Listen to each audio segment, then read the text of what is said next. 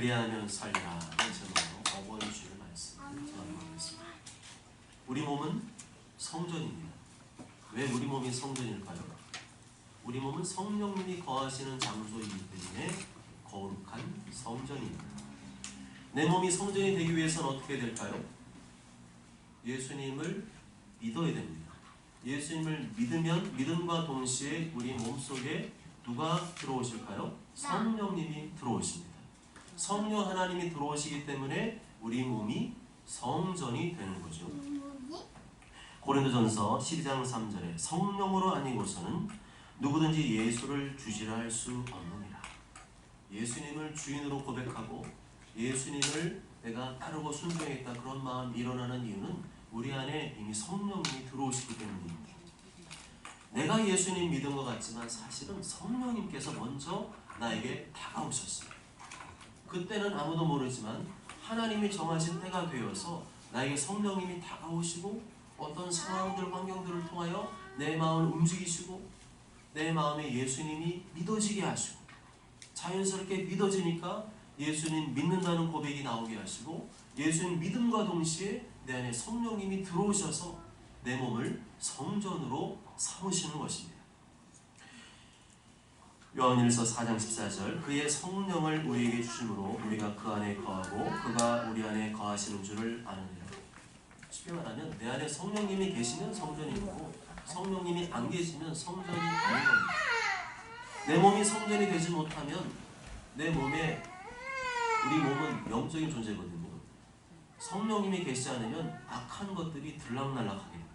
악한 영이 들락날락해서 지저분하고 불결한 장소로 우리 몸을 사용할 수가 있습니다.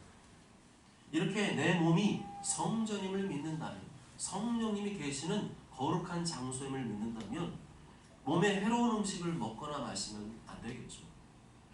술, 담배 이런 것들을 멀리해야 되겠죠. 그리고 내 몸을 죄 지을 만한 장소나 환경으로 움직여서는 안 되겠죠.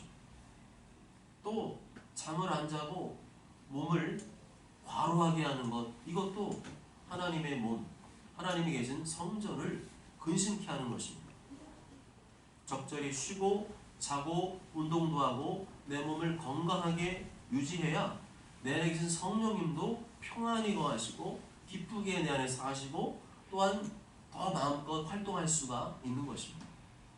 데살로니가전서 5장 23절에 이렇게 말씀합니다. 평강의 하나님이 친히 너희를 온전히 거룩하게 하시고 또 너희의 온 영과 혼과 몸이 우리 주 예수 그리스도께서 강림하실 때 흠없게 보존되기를 원하노라.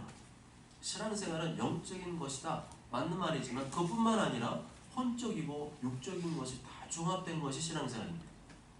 영적인 것만 추구하고 혼과 육을 분리해서 생각하는 것은 바람직한 신앙생활이 아닙니다. 날마다 말씀과 기도를 통해서 우리의 영이 건강해져야 되고 또한 세상에 좋지 않은 것들이 많거든요. 그런 것들은 내가 보지 않고 듣지 않고 하나님께서 기뻐하시는 건전한 것들을 골라서 선택해서 듣고 보고 읽는 것들, 그래야 내 혼이, 내 생각이 건강해지고요. 또 몸에도 좋은 음식을 먹고 잘 쉬고 또 운동도 꾸준히 잘 해나갈 때 우리의 육체도 건강해지게 됩니다. 이렇게 영과 혼과 육이 건강할 때 내 마음이 편안하고 내 안에서 성령님도 편안하게 내 삶 가운데 일하실 수가 있고 역사할 수가 있습니다. 나아가 우리의 가정도 성전입니다. 우리의 가정도 성전입니다. 우리 가정은 거룩한 성령님이 거하시는 장소이기 때문에 성전입니다. 가정을 성전으로 만들려면 어떻게 될까요? 예수님 믿는 아버지와 어머니가 만나서 결혼을 해야 가능합니다. 예수님 믿는 아버지와 어머니가 결혼하게 되면 부부 사이에 누가 계세요? 성령님이 거하시게 되죠. 성령님이 계시니까 가정은 그 즉시 성전이 되는 겁니다. 이렇게 신앙을 최우선적으로 해서 결혼하게 되면 가정은 성전이 되는 것이고 신앙을 가볍게 여기거나 무시하게 되면 믿지 않는 사람을 결혼하게 되면 가정은 성전이 될 수가 없습니다. 엄마, 아빠, 부부 사이에 성령님이 가서 성전이 될 수가 없는 거죠. 믿는 사람끼리 결혼을 해도 변화되지 않은 자아와 고집이 있거든요. 그런 것 때문에 다투고 갈등할 때가 적지 않은데 하물며 예수님 믿지 않는 사람과 성령을 받지 못한 사람과 같이 결혼하게 되면 가정은 성전이 아니라 영적인 전쟁터가 될 수가 있습니다. 그럼 예수님 믿지 않은 사람과 결혼한 성도님은 어떻게 해야 되는가? 배우자의 구원을 위해서 간절히 기도해야겠죠. 그리고 기도만 하면 되는 게 아니라요. 이게 나도 모르는 사이에, 배우자도 모르는 사이에, 배우자가 의식하는 게 아니고요. 배우자도 모르는 사이에 악한 영이 들락날락합니다. 그러면서 계속해서 가정 안에 불화를 일으키고 다툼을 일으킬 수가 있거든요. 근데 그거를요, 오롯이 내가 그걸 다 겪어야 돼요. 얼마나 억울한 일이 많고 분한 일이 많겠습니까? 그럴 때 어떻게 해야 되겠습니까? 주님 말씀대로 죽기를 각오해야 돼요. 죽기를 각오하고 참아야 됩니다. 언제 그 남편이나 아내를 구원할 수 있는가? 예수님 믿지 않는 남편을 구원할 수 있는가? 죽기를 각오하고, 분명히 내가 공격하고 열받게 하고 화나게 하는데 그래도 죽기를 각오하고 인내하고 그럼에도 끝까지 사랑하고 희생하고 용서하는 모습을 보여주면 어느 순간이 되면 그때서 마음이 싹 돌아섭니다. 그동안에는 내가 아내를 무시하고 남편을 무시하는데 이 사람이 정말 이렇게 하는데도 불구하고 죽기를 각오하고 그걸 인내하고 견디고 사랑으로 희생하는 모습을 보고 언제가 하나님 때가 되면 반드시 감동하실 때가 오는 줄 믿습니다. 베드로전서 3장 1절 2절 이렇게 말씀하죠. 아내들아 자기 남편에게 이와 같이 순종하라.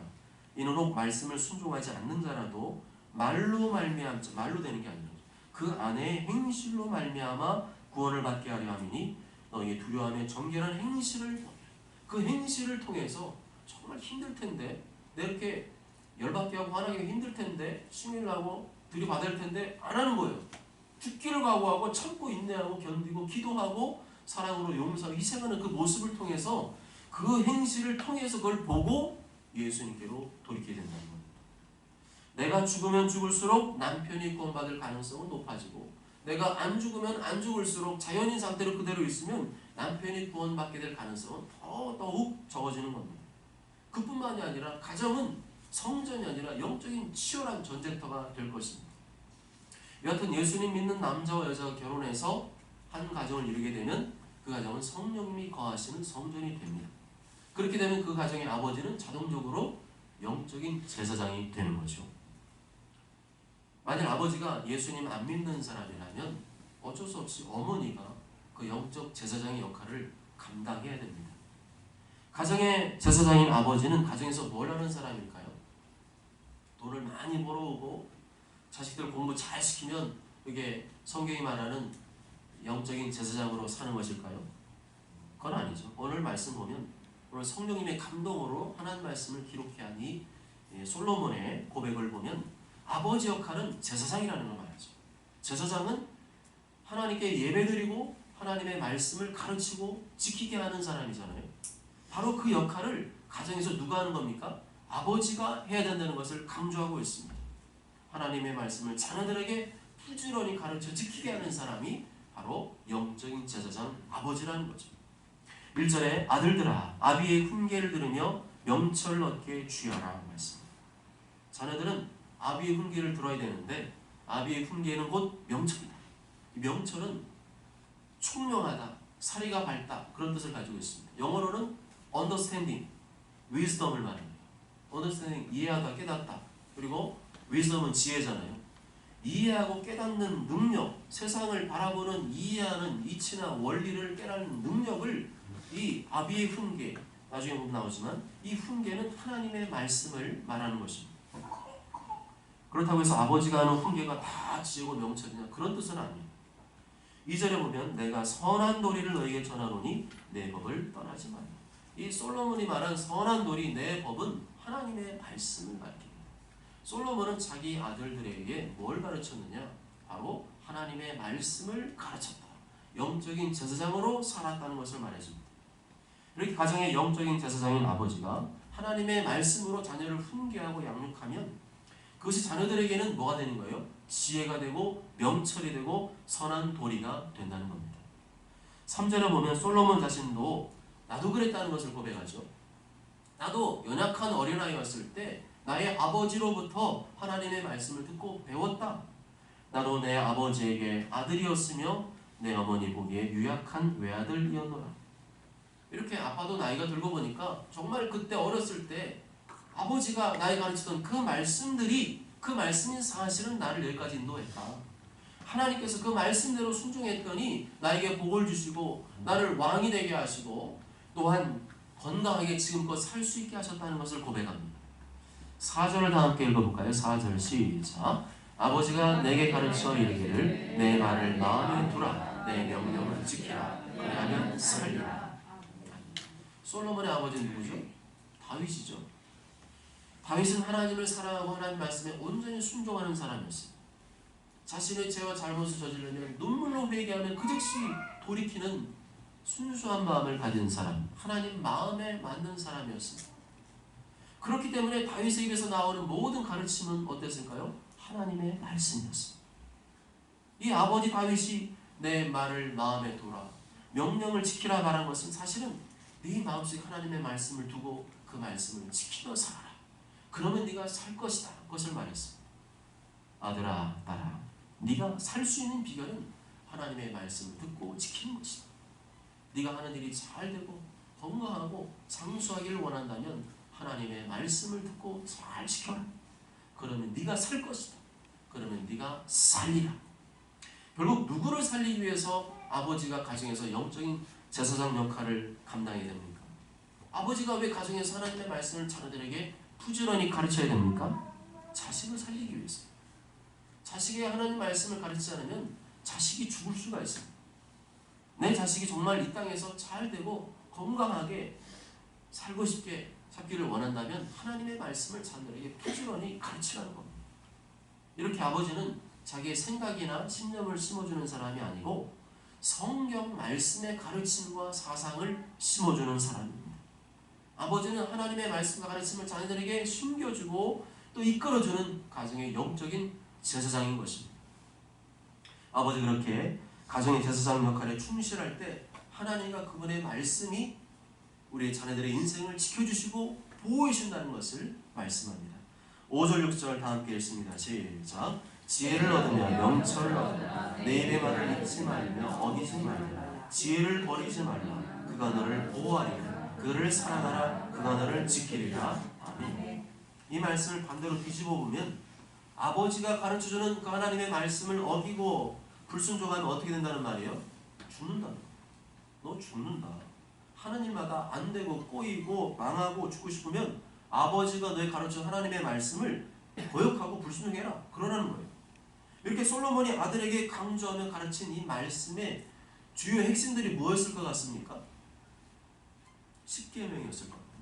이 십계명 말씀은 영원히 대대로 지켜야 될 계명입니다. 모세가 시내의 산에서 하나님께로부터 직접 받은 10개의 계명, 그 모든 십계명은 주님 오실 때까지 이 땅의 모든 성도들이 영원히 지켜야 될 하나님의 불변하지 않는 계명인 줄로 믿습니다. 십계명은 몇 개의 돌판에다 새겼죠? 한 개, 두 개의 돌판에 새겼습니다. 그 중에서 수직적으로 하나님께 대하여 지켜야 될 계명은 몇 가지죠? 몇 가지예요? 십계명 중에 4가지죠. 4가지. 안식일을 기억하여 거룩히 지키라까지 4가지. 그다음 인간과 인간 사이에 지켜야 될 대인 계명은 몇 가지죠? 나머지 6가지죠. 내 부모를 공경하는 5계명부터 10계명까지는 인간과 인간 사이에 지켜야 될 계명입니다. 이것을 예수님께서는 사랑이라는 용어로 압축해서 말씀하셨어요. 첫째는 수직적으로 네 목숨과 뜻과 힘을 다해서 하나님을 사랑해라. 그리고 둘째는 수평적으로 이웃을 내 몸과 같이 사랑해라. 그것입니다. 그런데 이 두 가지 계명, 하나님 사랑과 이웃 사랑을 연결해주는 연결고리가 되는 계명이 무엇인지 아십니까? 바로 5계명입니다. 내 부모를 공경하라. 한번 따라해 보실까요? 내 부모를 공경하라. 내 부모를 공경하라. 내 부모를 공경하라. 내 부모를 공경하라. 내 부모를 공경하라. 내 부모를 공경하라. 바로 이 제5계명이 10계명의 두 돌판을 연결시키는 하나가 되게 하는 인간이 마땅히 행해야 될 선한 도리의 핵심이라고 할 수 있습니다. 그래서 제5계명을 안 지키면 살인죄보다, 가는 죄보다, 거짓말하고 속인 죄보다, 또 이웃의 집을 탐낸 죄보다 더 중한 죄를 짓게 되는 겁니다. 그래서 죽이라는 거예요. 중요한 계명이기 때문에 이거는 반드시 지켜야 된다. 안 지키는 사람은 죽여야 할 정도로 매우 중요한 계명이 바로 제5계명이다. 다른 계명들도 지켜야 되지만 가장 우선적으로 지켜야 될 계명이 바로 5계명이라는 것입니다. 유대인이었던 사도 바울도 이 5계명을 약속 있는 첫 계명이라고 가르치고 있습니다. 에베소 6장 2절에 내 아버지와 어머니를 공경하라. 이것은 약속 있는 첫 계명이니 라고 말씀합니다. 인간과 인간 사이 행해야 될 계명은 6가지라고 그랬잖아요. 근데 다른 계명에는 없는 약속이 붙어있는 게 있어요. 그게 뭐라는 거예요? 5계명이라는 겁니다. 그 5계명에 보너스로 딱 붙어있는 그 약속이 무엇입니까? 이로써 네가 잘되고 땅에서 장수하리라. 이로써 네가 땅에서 잘되고 장수하리라. 내 자녀가 잘되고 건강하지 않기를 바라는 부모는 이 세상에 아무도 없습니다. 아무리 약한 부모라도 내 자식이 잘되기를 바라고 건강하게 오래 살기를 바랍니다. 그런데 그 비결이 어디 있다는 거예요? 네 아버지와 어머니를 공경하면 네가 이로써 이 땅에서 잘되고 장수할 것을 성경에 약속해 놓고 있습니다. 내 자식이 잘되고 건강하길 바라십니까? 그렇다면 뭘 가르쳐야 됩니까? 부모 공경을 가르치라. 너 부모님한테 잘해라. 좀 어색할 수 있잖아요. 부모 입장에서 너 부모한테 잘해라 이렇게 말하는 게 어색하고 좀 불편할 수도 있습니다. 그렇지만 내 자식이 정말 잘되길 원하시고 성공하길 바라고 건강하길 원하신다면 뭘 가르쳐야 됩니까? 부모님을 잘 공경해라. 엄마가 말씀 잘 듣고 순종하고 공경해라. 그것을 반드시 가르쳐야 될 줄로 믿습니다. 하나님께서 이스라엘 백성들에게 부모 공경을 명령하실 때 그 강도와 세기가 얼마나 강한 줄 아십니까? 출애굽기 21장 17절에 자기의 아버지나 어머니를 저주하는 자는 반드시 죽일지니라. 레위기 20장 9절에 만일 누구든지 자기의 아버지나 어머니를 저주하는 자는 반드시 죽일지니 그가 자기의 아버지나 어머니를 저주하였은즉 그의 피가 자기에게로 돌아가리라 말씀합니다. 우리 자녀가 하나님의 저주를 듬뿍 받게 하려면 어떻게 하면 되겠어요? 자기 아버지 어머니를 욕하고 저주하게 하면 돼요. 야, 엄마 아빠를 욕하고 저주해. 그러면 그 자식은 완전히 이 땅에서 망하는 거예요. 마귀가 내 인생을 어둠과 죽음의 송두리째로 이끌고 가기를 원한다면 자식이 부모를 향해서 악담을 하고 욕을 하고 저주하면 부모님이 망하는 게 아니라 누가 망해요? 그 자식이 망한다는 거예요. 그렇게 부모님 말씀 안 듣고 대들고 거역하고 불순종하는 자식은 누가 처리한다는 거예요? 하나님께서 알아서 저주하시겠다는 겁니다. 그 자녀의 인생 꼬이게 하고 망가지게 하고 하늘마다 안 되게 하시고 이것저것 아프고 병들게 하시고 일찍 죽게 하신다. 이게 누가 하신다는 거예요? 하나님께서 그렇게 하신다는 거예요. 그의 피가 자기에게로 돌아가리라. 그래서 유대인들이 가장 무서워하는 계명이 뭔지 아십니까? 가장 무서워하는 계명이 제4계명과 제5계명이에요. 왜 제4계명과 5계명을 무서워하는 줄 아십니까? 그 4계명과 5계명에는 죽인다는 말이 들어가 있어요. 다른 계명은 안 들어가 있는데 안식일 계명 어기는 거 죽여라. 그리고 부모 공경 안 하는 사람 자녀 죽여라. 그러니까 유대인들이 가장 무서워하는 계명은 4계명과 5계명입니다. 구약성경에 보면요. 안식일을 안 지키는 사람 죽이라 그랬어요. 그리고 부모 공경 안 하는 사람 죽이라 그랬어요. 그러니까 살고 싶으면 뭐 하라는 거예요? 안식일 지켜라. 그리고 주일을 성수해라. 네 부모를 공경해라. 효도해라. 그럼 넌 살 것이다. 이 땅에 잘되고 장수할 것이다. 아멘? 내가 이 땅에서 하는 일이 잘되고 아프지 않고 건강하게 오래 살고 싶으면 하나님의 말씀대로 2가지를 해야 되죠. 뭐 해야 되는 거예요? 주의를 성수해라. 아멘? 주의를 철저히 성수해라. 그리고 부모님을 공경해라. 이 2가지를요 반드시 잘 철저히 가르쳐야 됩니다. 레위기 19장 3절에서는 이 2계명을 한꺼번에 말씀했습니다. 레위기 19장 3절에 보면 너희 각 사람은 부모를 경외하고 나의 안식일을 지켜라. 부모를 공경하고 경외하고 나의 안식일을 지켜라. 이 세트로 말씀합니다. 이게 뭐냐면 그만큼 중요하다는 거예요.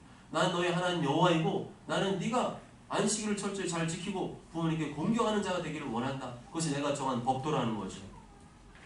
내가 너 주일 성수하는 지켜보고 있다. 내가 너 부모 공경하는지 지켜보고 있다는 겁니다.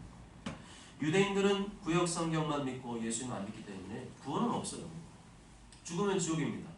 그렇지만 그들이 부모 공경을 어떻게 생각하는지 직접 물어보면 유대인 정통파 유대인들이 뭐라고 대답하는지 아십니까? 웃으면서 율법에 부모 공경 안 하면 죽이라고 하지 않았습니까? 이렇게 반문한대요. 부모 공경은 자기들은 생명처럼 여긴다는 거예요.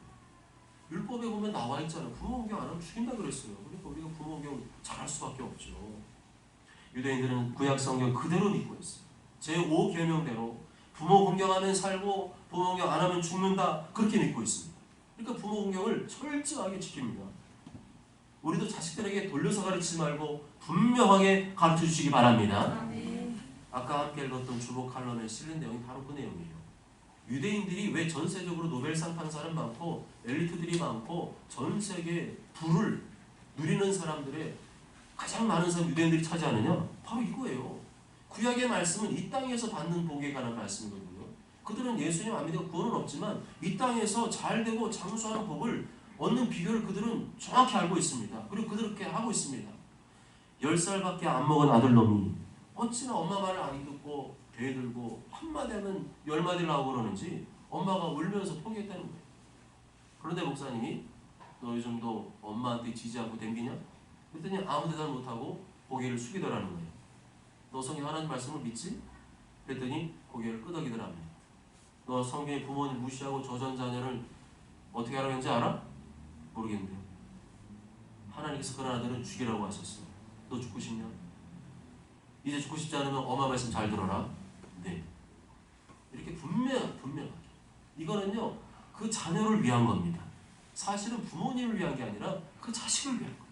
그 자식이 정말로 이 땅에서 잘 되고 하나님의 복을 받고 건강하게 병들지 않고 오래오래 장수하면서 사는 복을 누리기 위해서 어떻게 된 거예요? 분명히 가르쳐요. 자식한테 너 하나님 말씀대로 부모를 공경해야 된다. 부모 공경 안 하면 하나님 너 인생 완전히 어둡게 만들고 꼬이게 만들고 죽일 수 있다. 이 죽음이라는 단어를 분명히 말씀해 주셔야 됩니다. 요즘 많은 부모님들이 이런 고백을 하죠. 도대체 우리 아이는 부모 말을 안 듣고 오히려 무시합니다. 달래보기도 하고 때로는 막 사랑의 매도 때려보기도 했지만 헛수고해요. 오히려 더 심하게 반응합니다. 뭐 인권이라느니 뭐라느니 경찰 신고한다느니 자식이 무서울 정도입니다. 이제는 포기했어요. 안타깝지만 가족수가 셋, 넷 이렇게 핵가족화 될수록 점점 이런 고백, 이런 호소를 하는 부모들이 많아지고 있습니다. 그러나 유대인들한테는 그런 얘기를 하면요. 무슨 소리야 이런데. 뉴욕의 한 초등학생이 공원에서 야구를 하고 있었습니다. 그때 백인 엄마가 찾아와서 터! 지금 밥 먹을 시간이야! 부르면 백인 아들은 마미! 창피하게 친구들이 있는데 날 부르고 그러면 어떡해요? 끝나고 집으로 갈게요. 하면서 자기는 마마보이가 아니라는 것을 드러낸대요. 그런데 똑같이 야구 경기하고 있는데 유대인 아이는 다르다는 거예요. 데이빗! 다윗! 지금 밥 먹을 시간이야! 부르면 공을 치려고 했다가도 오케이 마미 알았어요 엄마하고는요 배트를 휘둘려고 했다가 야구공을 내려놓고 곧장 엄마를 따라간대요. 유대인은 어떻게 교육을 시켰길래 그토록 부모에게 순종을 잘하는가? 이것을 이해하기 위해서는 유대인 자녀는 어떻게 하나님의 축복을 받는가 그 비결부터 알아야 됩니다. 성경적 입장에 축복은 어떻게 내려갈까요? 항상 위에서 아래로 내려갑니다. 성경에 기록된 하나님 중 항상 위에서 아래로 내려갑니다. 하나님은 어지러운 혼란의 하나님이 아니고 질서의 하나님이십니다. 하나님은 무질서의 하나님이 아니고 항상 질서의 하나님이십니다. 그 하나님께서 위에서 아래로 축복이 내려가도록 정하셨어요. 반드시 축복은 머리를 통해서 내려갑니다. 이를 신학적인 용어로 머리의 권이라고 합니다. 하나님께서 교회에서는 목사를 통하여 축복이 내려가게 하시고 가정에서는 아버지를 통해 축복이 내려가게 하십니다. 그래서 성도가 목사에게 순종하는 것은 대단히 중요한 일이고 자녀가 아버지에게 순종하는 일은 대단히 중요합니다. 가정의 머리는 아버지입니다. 아버지는 가정의 머리면서 동시에 그 가정의 제사장이죠. 이게 하나님 정하신 질서예요. 아버지가 못났든지 잘났든지 돈을 많이 벌든지 못 벌든지 상관없어요. 하나님께서 아버지를 가정의 제사장으로 세우셨고 그 가정의 질서입니다. 그리고 그 아버지를 통해 축복하기로 정하셨어요. 그래서 하나님께서는 당신의 축복을 자녀들에게 내리실 때 가정의 머리인 아버지를 통해서 내리십니다. 그래서 유대인 아버지는 안식일마다 식탁에 자녀들을 앉힌 다음에 가정의 제사장으로서 자녀들 머리에 일일이 안수하며 축복 기도를 해준다고 합니다. 아들에게 축복 기도할 때는 하나님께서 너에게 에브라임과 므낫세에게 축복하신 것 같이 축복하기를 원하노라. 또 딸에게는 하나님께서 사라와 리브가와 라헬과 레헬을 축복하신 것 같이 축복하기를 원하노라 하고 기도를 해준답니다. 이렇게 유대인들이 자녀에게 축복해주는 이러한 습관은 어디서 시작됐을까요? 성경에 나옵니다. 성경. 아버지 이삭이 야곱에게 축복을 통해 축복을 한 것, 그리고 아버지 요셉이 자기 아들 에브라임에게 축복한 사건에서 찾아볼 수가 있습니다. 무엇을 말해주는 거죠? 하나님은 질서 하나님이시다. 하나님 축복은 중구난방으로 하시는 게 아니라 반드시 하나님 정하신 질서 법칙을 따라서 하신다. 하나님은 위에서 아래로 축복하신다. 그래서 큰 신앙 공동체인 교회에서는 목사를 통하여 축복하시고 작은 신앙 공동체인 가정에서는 아버지를 통하여 축복하신다. 유대인은 이 사실을 온전히 믿고 있습니다. 유대인은 하나님 다음으로 성경을 가르치는 랍비 선생님을 따르고 그 다음으로 아버지를 따른다고 합니다. 왜냐하면 랍비는 생명의 말씀을 가르치는 자이기 때문에 가정의 아버지보다 랍비 선생, 기독교를 치면은 목사님을 더 귀하게 생각한다는 거죠. 이렇게 하나님의 말씀을 가르치는 목회자와 가정의 아버지에 대한 자녀의 존경심은 사실은 그 뒤에 계신 하나님께 대한 신앙심, 경외심에서 비롯되는 것입니다. 이 축복의 비밀을 여러분이 알고 있다면, 여러분이 유대인 자녀라면 여러분 어떻게 하시겠습니까? 부모의 말을 거역하고 대들 수가 없는 거예요. 요셉의 부모 구경에서 우리 한 가지 더 배울 게 있는데요. 아버지 야곱이 자신의 아들들에게 축복 기도할 당시에 요셉이 어떤 사람이었어요? 애굽의 지금으로 치면 미국 같은 큰 나라의 국무총리였습니다. 그런 전 세계 식량을 공급할 수 있는 권력을 가지고 있었어요. 그런데도 불구하고 아버지 야곱이 자 오늘 우리 자녀들에게 내가 축복 기도를 해주겠다 소집 명령을 내렸더니 요셉이 국무총리인데 모든 약속을 취소하고 아버지께로 달려갑니다. 자기 자신뿐만 아니라 자기 아들들 므낫세, 에브라임을 데리고 가서 그 아버지 야곱에게 축복 기도를 받으러 갑니다. 왜 이토록 요셉은 아버지 야곱의 안수 기도에 온 정성을 쏟았을까요? 영적인 비밀이라는 거죠. 하나님의 축복은 위에서 아래로 내려온다. 아버지를 통해서 내려온다는 것을 알기 때문에 아버지가 오늘 축복 기도하겠다 그랬더니 모든 걸 취소하고 아버지에게 축복 기도를 받으러 달려갔다는 겁니다. 요셉은 아버지의 축복 기도의 위력이 당대뿐만 아니라 그 후손들에게도 절대적인 영향을 미칠 것을 알고 있었던 겁니다. 그는 아버지의 영적 권위와 질서를 그 비밀을 알았던 것입니다. 사랑하는 여러분, 하나님의 축복은 하나님과 그분의 말씀에 온전히 순종할 때 옵니다. 그 중에서도 제4계명과 5계명은 죽느냐 사느냐는 문제와 연결되어 있음을 꼭 기억하십시오. 주의를 철저히 지키는 일과 부모님을 공경하는 일은 내가 이 땅에서 잘되고 복을 받는 비결입니다. 특히 어버이 주를 맞아서 그동안 내가 부모님께 불순종하고 거역하고 대들었던 일을 회개하시기 바랍니다. 교회에서 목사님께 불순종하고 거역하고 대들었던 일을 회개하시기 바랍니다. 그것은 하나님 앞에서 큰 죄를 짓는 일입니다. 하나님께서 우리가 하나님의 자녀로서 하나님의 복을 받기를 원하십니다. 우리 가정과 자녀가 복을 받기를 원하십니다. 그러기 위해서는 하나님의 말씀에 온전히 순종해야 됩니다. 토달지 말고 순종해야 되고 의심 없이 순종해야 됩니다. 특히 하나님은 질서의 하나님이시라는 사실을 분명히 알아야 됩니다. 세상은 다 권위 깨고 질서 깨고 네 맘대로 살아라 그러는데 그게 아닌 거예요. 그건 성경의 가르침이 아닙니다. 그건 인간의 인본주의 가르침입니다. 성경의 가르침은 반드시 질서의 하나님이시고 그 질서를 따를 때 축복하시는 하나님이십니다. 하나님의 축복은 위에서 아래로 흘러갑니다. 교회에서는 목사님을 통해 축복이 흘러가고요. 가정에서는 아버지를 통해서 이 축복이 흘러갑니다. 그래서 교회에서는 목사님은 성도들을 향해서 항상 축복 기도를 해줘야 되고 또한 가정에서는 아버지는 자녀에서 항상 축복 기도를 해줘야 됩니다. 그러할 때 하나님의 축복의 물줄기가 우리 교회와 가정 가운데 흘러가게 되는 줄 믿습니다. 모쪼 저런 모두가 부모님을 온전히 공경하는 자녀들이 되시길 바라고 부모님은 자녀를 노엽게 하지 말고 하나님의 말씀으로 차근차근 잘 양육하시고 특히 아버지는 매주 자녀들에게 일주일에 한 번 이상은 자녀들에게 안수 축복 기도하심으로 하나님의 복이 우리 가정과 자녀에게 임하게 되시길 주님의 이름으로 축복합니다. 아멘.